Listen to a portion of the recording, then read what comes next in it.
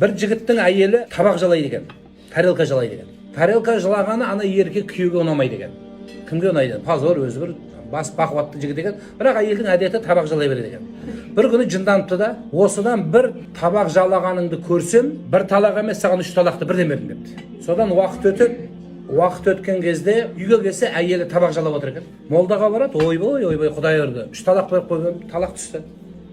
Қайтып алам? Жоқ, аламайсың болды. Енді қалай болды? Бала бар, бала болса да аламайсың. Ары барады, бері барады. Соң біздің ауылдың молдасы бар еді, соған кіре салайықшы деп жақын жердегі имамға кірсе, ол айтты, сен ауыр сөйледің. Қалай жаладың депті әйелге. Былай жаладым депті. Некелерің бұзылған жоқ, өмір сүре беріңдер депті. Қалай деді? Сен табақ жаласа деп айттың ба? Иә.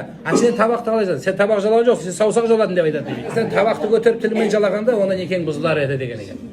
Сөйтіп екеуін қосты дейді. Біздің дініміз шама жеткенше адамды қосуға бағытталғанды.